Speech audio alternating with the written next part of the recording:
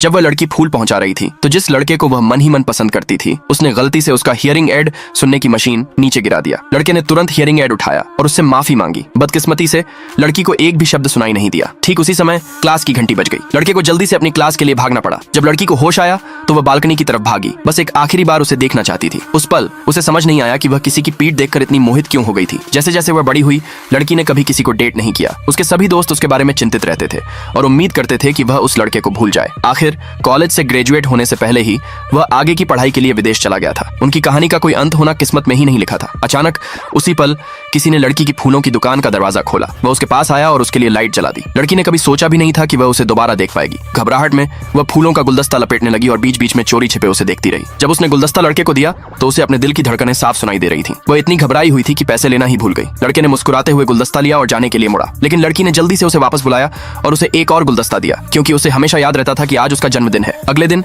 लड़की ने अपनी मां द्वारा तय की गई एक ब्लाइंड डेट, अजनबी के साथ डेट पर जाने के लिए बेमन से हाँ कर दी। बदकिस्मती से वह लड़का न केवल घटिया था बल्कि वह लड़की की सुनने की कमी का मजाक भी उड़ा रहा था। लड़की का सब्र जवाब दे गया और वह जाने के लिए खड़ी हो गई, लेकिन उस लड़के ने उसका हाथ पकड़ लिया। अचानक वही लड़का वहां से गुजर रहा था और उसने लड़की को बचाया। ठीक उसी समय जोरों की बारिश होने लगी। लड़का बड़े ही शराफत से लड़की को उसके घर तक छोड़ने गया और उसे अपना कोट भी दिया। दुकान पर वापस आकर लड़की ने धीरे से उस कोट को सूंघा। वह उसके और करीब महसूस करना चाहती थी, लेकिन उसे शर्मिंदा होने का डर भी था। जैसे ही लड़की दुकान का दरवाजा बंद करने लगी उसका ज्वारी पिता पैसे मांगने के लिए वहां आ गया। जैसे ही लड़की अपने बचपन के उस बुरे दौर की यादों में फिर से खो गई। वह लड़का फिर से वहां आ गया, लेकिन उसने कोई सवाल नहीं पूछा। उसने बस बड़े प्यार से लड़की को उसका हियरिंग एड पहना दिया। लड़की को यह पता नहीं था कि वह लड़का भी उसे हमेशा से पसंद करता था। वह हमेशा चुपचाप उसकी रक्षा करता रहा था। अगले दिन एक बुजुर्ग महिला को वह लड़की पसंद आ गई और वह उसकी मुलाकात अपने पोते से करवाना चाहती थी। दूसरे पार्ट के लिए कमेंट में यस लिखे।